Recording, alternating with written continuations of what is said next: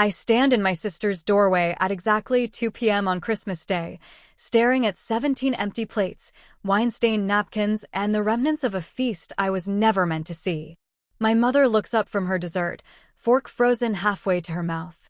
"Rachel," she says, and I hear it in her voice, not surprised that I'm late. Surprised that I came at all.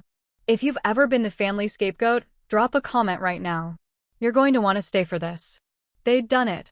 After 34 years of subtle erasures, they'd finally made me disappear completely. But here's what they didn't know. I'd been recording everything for 6 months. And what I was about to do would turn their perfect Christmas into a crime scene. My name is Rachel Moreno, and I need you to understand something before we go any further. I wasn't always the problem child.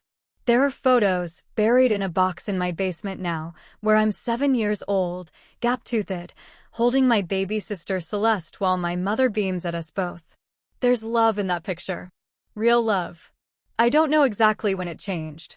Maybe it was when Celeste hit high school and became everything my mother had wanted to be: captain of the debate team, homecoming court, full ride to Princeton. Maybe it was when I chose art school over the pre-law track my father had mapped out. Maybe it was when I married Jordan, a public school music teacher, instead of someone from the country club. Or maybe it was always there, and I just didn't want to see it.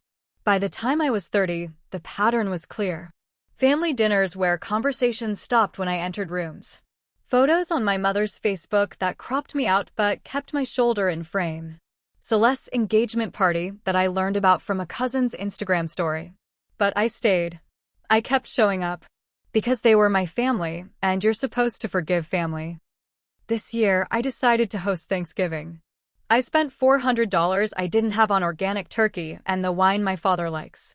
I cleaned my house for 3 days. Jordan took off work to help me cook. They canceled 6 hours before, via group text. Something came up with Celeste's in-laws. Rain check. There was no rain check. I saw the photos later, all of them at Celeste's house, my mother wearing the apron I'd given her for her birthday, my father carving a turkey that wasn't mine. That's when something inside me calcified.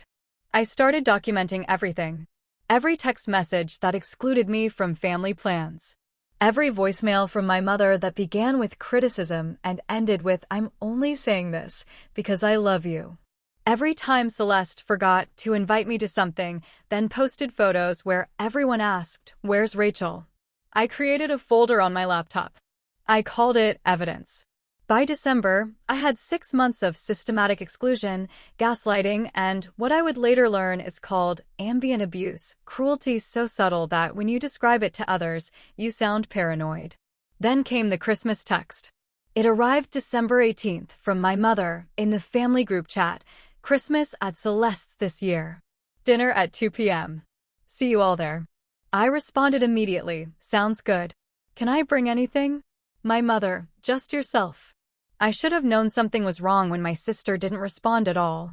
But I was so desperate to be included that I ignored every red flag waving in my face. I spent the next week making a photo album for my parents, 34 years of family memories, professionally bound. $500 I charged to a credit card. I had no idea I was preparing a gift for people who'd already decided I didn't exist. Christmas morning, Jordan asks me 3 times if I'm sure about the time. The text says 2, I tell him, showing him my phone. See? But there's something in his eyes, this flash of concern that he quickly buries. Later, I'll realize he already knew. Not consciously. But on some level, he'd recognized the pattern I'd been denying. We arrive at Celeste's house at 1:58 p.m. I'm carrying the photo album, a bottle of expensive wine, and homemade peppermint bark that took me 6 hours to make. Jordan's carrying our contribution to dinner, a green bean casserole made from my grandmother's recipe. The house is in one of those developments where every home looks like it was designed by the same AI. Gray siding, white trim, inevitable wreaths on black front doors. Celeste's matching Otis sit in the driveway. Through the windows, I can see people moving around inside. My heart does this stupid hopeful thing. They're here. I'm included. I knock. Nothing. I ring the doorbell. Through the frosted glass, I see someone walk past, pause, then keep walking. Maybe they can't hear us over the noise, I say, and I hear how pathetic I sound. Jordan doesn't answer. I try the door. It's unlocked. We step into chaos. The dining room table is destroyed, plates everywhere, serving dishes scraped clean, wine glasses in various states of emptiness. The living room is full of people I know, my parents, Celeste and her husband Terrence, my Aunt Patricia, Uncle Miguel, cousins Jennifer and Roxanne, family friends the Kaufmans and the Chens. 17 people, all of whom went silent the second I walked in. My mother is holding a slice of pecan pie. My father has brandy in a crystal tumbler.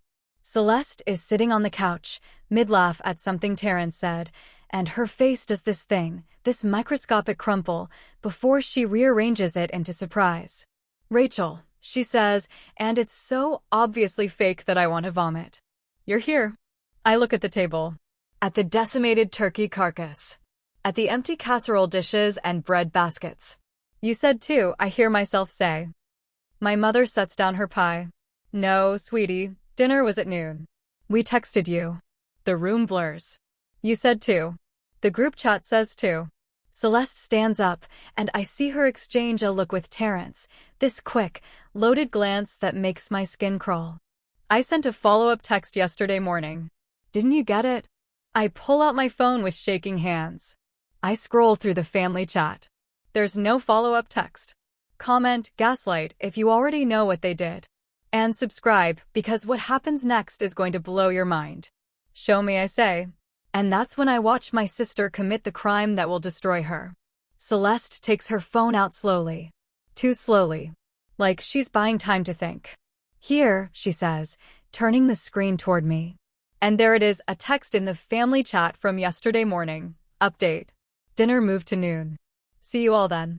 Except I never received it. I scroll up on my phone. The last message in the family chat is my mother's original text from December 18th. Nothing after. "I don't have this message," I say. My mother sighs, this long-suffering sound that makes me feel like I'm 8 years old and in trouble. "Rachel, honey, maybe your phone is acting up. Or maybe you deleted the thread and forgot," my father adds, swirling his brandy. The room is watching me like I'm a science experiment. 17 people who've already decided I'm the problem. But Jordan is looking at Celeste's phone with this expression I've never seen before. He's a musician, not a tech guy, but he's also smarter than people assume. "Can I see that?" he asks. Celeste pulls the phone back. "Why?" "Just want to check something." The room gets colder. Terrence stands up, and I see it now, the unified front. This isn't confusion. This is strategy. "I think maybe Rachel and Jordan should head out," Terrence says, and his voice has this edge that makes it clear it's not a suggestion. This is supposed to be a family day. "I am family," I don't say. Jordan puts his hand on my back. "We're leaving," he says quietly. "Rachel, let's go." But I'm rooted to the floor, staring at that table full of dishes I wasn't supposed to see. At the life I was excluded from. Aunt Patricia won't meet my eyes. Uncle Miguel is suddenly fascinated by his phone.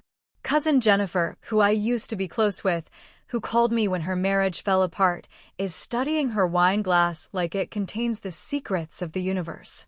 Not one person defends me. "I made you a gift," I hear myself say, and I hold out the photo album. My mother doesn't take it. The silence stretches so long I can hear the refrigerator humming in the kitchen. Finally, Celeste speaks. "That's sweet, Rachel.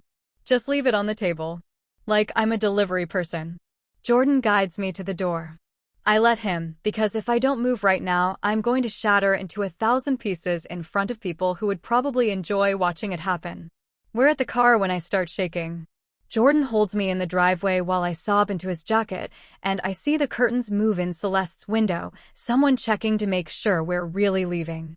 In the car, Jordan says, "That text she showed you? The timestamp was wrong." I look at him. It said 9:47 a.m. yesterday. But look, he shows me his phone, where he screenshot Celeste's screen. The message above it is from 6 p.m. yesterday. Messages don't go backwards in time. My brain goes quiet. "She faked it," I whisper. "She faked it," Jordan confirms. The question is, was it just her or were they all in on it? I pull out my phone and scroll back to the original group chat.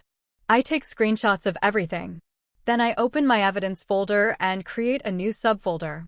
I name it Christmas Crime Scene. And that's when I decide, I'm not the one who's going to disappear.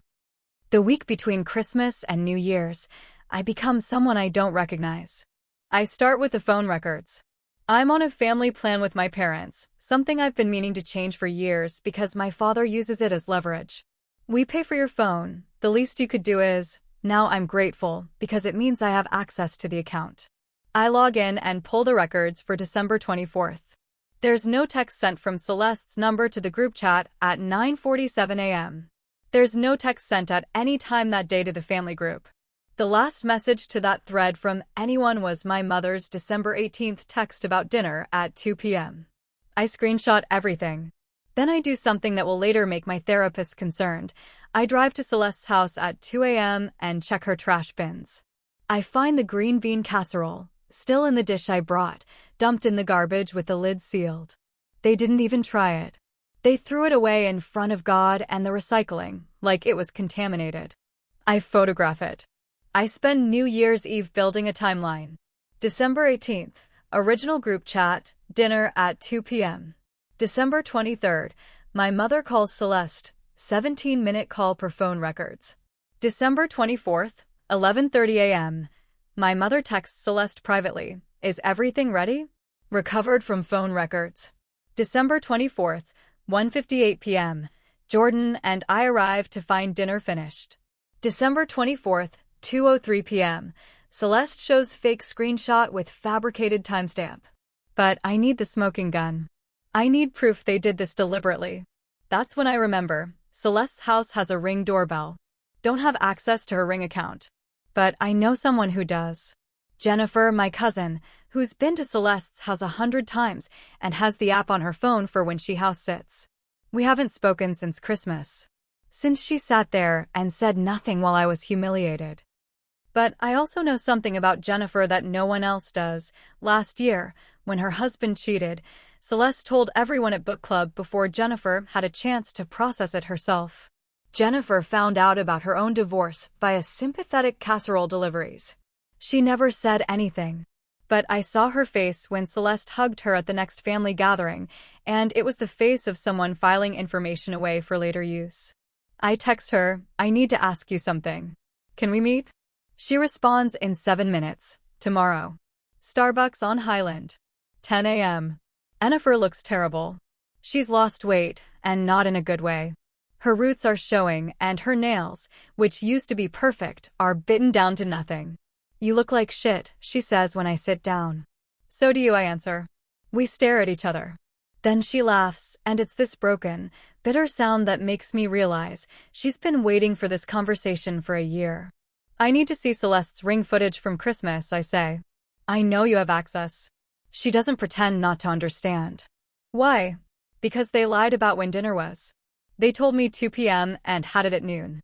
Then Celeste showed me a fake screenshot to make me think I was crazy. Jennifer goes still. Fake how? I show her everything. The phone records. The screenshot Jordan took of Celeste's phone with the impossible timestamp. The photo of my casserole in the trash. She studies each image like she's memorizing them. They really did that, she finally says. They really did that to you. I need proof they planned it. Jennifer picks up her coffee, takes a long drink, and sets it down with the kind of finality that tells me she's made a decision. Celeste told me not to come until 1, she says quietly. She texted me Christmas Eve morning and said, change of plans, don't come until 1. We're eating at noon, but don't tell Rachel, we want to teach her about being on time. The coffee shop blurs. She said that? Those exact words. I screenshot it, Jennifer says. Because it felt wrong. And because her voice cracks. Because I'm tired of being afraid of her. She shows me her phone. There it is. Celeste's text, timestamp verified, change of plans. Don't come until 1. We're eating at noon, but don't tell Rachel, we want to teach her about being on time, face with tears of joy. The laughing emoji makes me want to break something. Can you send me that? I ask. I'll do better than that, Jennifer says. I'll help you burn it all down. If you're ready to see this family implode, hit that subscribe button. and comment justice if you think they deserve what's coming. Over the next week, Jennifer and I become forensic investigators. She pulls the Ring doorbell footage. It shows 11:47 a.m. First guest arrives, Aunt Patricia. 11:52 a.m. Uncle Miguel and family. 12:03 p.m. My parents arrive early for a 2 p.m. dinner. 12:15 p.m. The Kaufmans. 12:18 p.m. Everyone's sitting down to eat. And then, this is the part that makes my hands shake at 1:47 p.m., 11 minutes before Jordan and I arrive. The camera catches Celeste coming outside to her driveway. She looks directly at the camera, reaches up, and adjusts the angle so it no longer captures the front door clearly. She knew, Jennifer whispers when we watch it together. She knew you'd arrive at 2 and didn't want footage of them turning you away. But it gets worse. Jennifer helps me access the family cloud storage, something we all have access to technically, but no one really monitors. In there, I find a group text thread I was never added to. It's called Real Family, and it goes back 3 years. I sit in Jennifer's living room and read 3 years of my family discussing me like I'm a problem to be managed. Messages about how I'm too sensitive, how I make everything about her, how they're walking on eggshells around me. But more than that, active planning to exclude me. My parents discussing whether to tell me about Celeste's pregnancy before the announcement party. They decided no. Celeste asking if anyone would be mad if she forgot to invite me to her baby shower. My mother suggesting they do Mother's Day without me because she'll just find something to be heard about anyway. And then, December 23rd, the day after I confirmed I was coming to Christmas. Celeste, what if we told Rachel dinner was at 2, but actually had it at noon? She's always late anyway. Might teach her a lesson, lol. My mother, oh honey, that's mean. I love it. My father, will she be upset? Celeste, probably. But she's always upset about something. At least this time she'll have a reason, woman shrugging. Terrence, Celeste's husband, what if she shows up early though? Celeste, she won't. She's never early. And if she is, we'll just say we told her noon and she forgot. My mother, your terrible face with tears of joy. Aunt Patricia, I feel bad, but also she's been kind of annoying lately. 17 messages. Planning my humiliation. Laughing about it. I screenshot every single one. This is it, Jennifer says. This is what you need. But I'm not done yet. I spend the next 2 weeks preparing. I create a 40-page document with screenshots of the Real Family group chat. Phone records proving no text was sent to the main family chat. Jennifer's screenshot of Celeste's instructions not to tell me. Ring doorbell footage showing guests arriving at noon. The timestamp analysis of Celeste's fake screenshot. Photos of my casserole in the trash. A timeline of 3 years of systematic exclusion. I title it, The Deliberate Erasure of Rachel Moreno, a Case Study in Family Dysfunction. Then I make a plan. Celeste is hosting a New Year's Day brunch. The whole family will be there, including extended relatives who weren't at Christmas. She posted about it on Instagram with the caption, starting 2025, surrounded by my favorite people. I'm not invited, obviously. But Jennifer is. I want you to set up your phone in the living room, I tell her. Somewhere it can record video. I'm going to arrive at exactly the time the invitation says and hand-deliver copies of this document to everyone there. Jennifer stares at me. You're really doing this. They try to gaslight me in front of 17 people, I say. I'm returning the favor. But 2 days before the brunch, something happens that changes everything. My mother calls me. She hasn't called me since Christmas. I almost don't answer. But some part of me, the part that still remembers being 7 years old and loved, picks up. Rachel, she says, and her voice is strange. Tight. I need to talk to you about something. Okay, I say carefully. Celeste is pregnant again. She's 8 weeks. She's not announcing until the brunch, but I wanted you to know first because she pauses. Because I know Christmas was hard for you. The phone feels like it weighs 1,000 pounds. Hard for me, I repeat. You seemed upset when you left. And I want you to know that no one meant to hurt you. We're family. Family sometimes has misunderstandings. Misunderstandings. Mom, I say, and my voice sounds like it's coming from someone else. Did you plan Christmas? Did you deliberately tell me the wrong time? Silence. Then, Rachel, honey, I think you're being paranoid. I have screenshots, I interrupt. Of the group chat you thought I couldn't see. Of you and Celeste planning to humiliate me. Of all of you laughing about it. The silence this time is different. It's the sound of someone realizing they've been caught. Where did you get, Jennifer? My mother says, and her voice turns hard. Jennifer showed you. It doesn't matter how I got it. It matters that you did it. Rachel. No, I say, and I'm surprised by how calm I sound. I'm coming to the brunch. And I'm bringing evidence. And everyone is going to see exactly what you did. If you do this, my mother says slowly, you will never be welcome in this family again. And that's when I understand, I was never welcome to begin with. See you Sunday, I say, and hang up. New Year's Day, 11 a.m. I'm sitting in my car outside Celeste's house. Jordan is with me, because he refused to let me do this alone. Jennifer is already inside. She texted me 10 minutes ago. Phone is recording. Living room bookshelf. You have a full view of everyone. In my lap are 17 manila envelopes. Each one contains a complete copy of my 40-page document, individualized with a cover letter addressing specific ways that person participated in or enabled what happened. For my mother, you told me family comes first. Then you proved that only applies when I'm useful. For my father, you taught me to stand up for myself. Except when it's against you. For Celeste, you had everything. Apparently that wasn't enough. You needed to take my dignity too. My hands are shaking. You don't have to do this, Jordan says quietly. We can just cut them off. Ghost them. Move on. They need to know, I tell him. They need to see that they can't gaslight me anymore. And then what?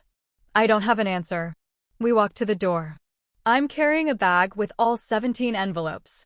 Jordan's carrying a photo album, the same one I tried to give my parents on Christmas, which my mother never picked up from Celeste's entry table. I ring the doorbell. Celeste answers. She's glowing, pregnancy suits her, of course, and her face does this complicated thing when she sees me. Surprise. Irritation. Fear. Rachel, she says. What are you? I'm here for the brunch, I say, and I walk past her into the house. The living room goes silent. All the same people from Christmas. Plus Celeste's in-laws, more cousins, some family friends I recognize. 25 people this time. 25 witnesses. My mother stands up from the couch. Rachel, this isn't a good time. I know about the group chat, I say loudly. The room freezes. I know that you planned Christmas. That you deliberately told me the wrong time to humiliate me. That you've been systematically excluding me for 3 years and documenting it in a secret group chat. Rachel, my father starts. I have proof, I continue, and I start pulling envelopes out of my bag. Phone records. Screenshots. Ring doorbell footage. Text messages where you laughed about it. Every single piece of evidence that proves you did this deliberately. I hand an envelope to my mother. She doesn't take it, so I set it on the coffee table in front of her. I hand one to my father. To Aunt Patricia. Uncle Miguel. Cousin Roxanne. Terrence is backing toward the kitchen. You need to leave, he says. I will, I say. As soon as everyone here knows the truth. Celeste is crying now, these delicate tears that don't mess up her makeup. This is my home, she says. You can't just. You faked a screenshot to make me think I was crazy, I interrupt. In front of 17 people. You threw away the food I brought like it was garbage. You created a group chat specifically to talk about how annoying I am. My mother's face is red. You went through private messages.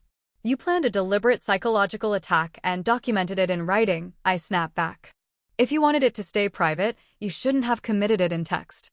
The room is chaos now. People opening envelopes. Reading. Some faces going pale. Others angry. Jennifer is standing in the corner, and when I meet her eyes, she nods once. Got it all on video. I spent my whole life trying to figure out what I did wrong, I say, and my voice breaks. Trying to figure out why I was never enough for you. And now I know I didn't do anything wrong. You just needed someone to be less than. Someone to exclude.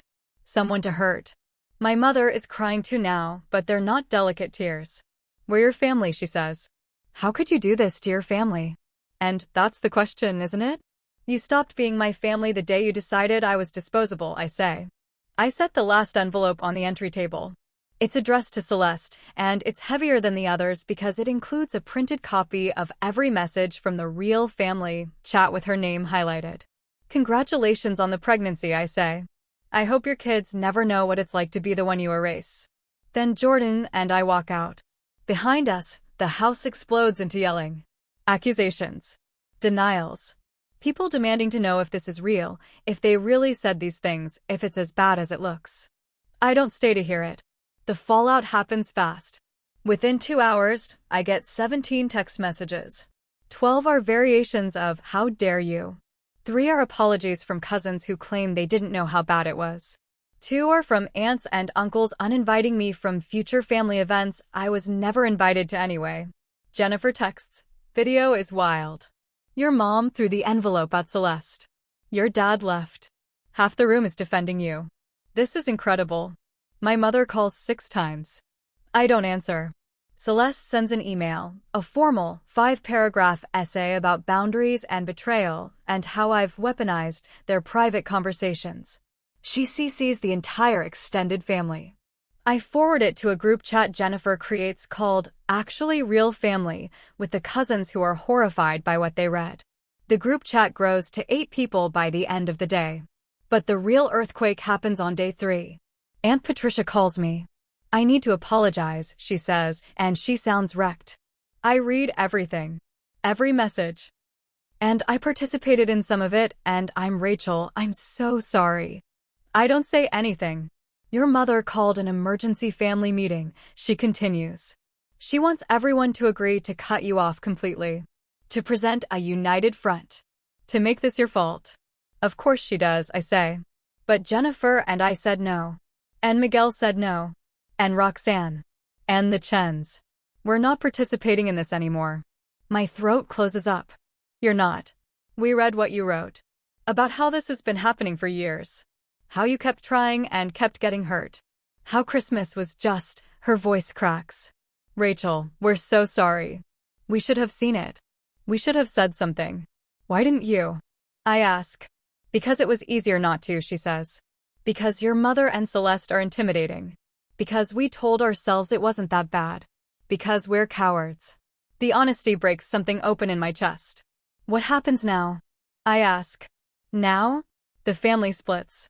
People who are willing to pretend this didn't happen stay with your mother and Celeste. People who can't stomach it anymore come with us. How many in each group? Right now? 11 with them. 14 with us. But that might change. So I don't get my family back. But I get a new one. One that sees me. 3 months later, I'm having dinner at Jennifer's house with what we jokingly call the rebel faction, the family members who chose evidence over loyalty.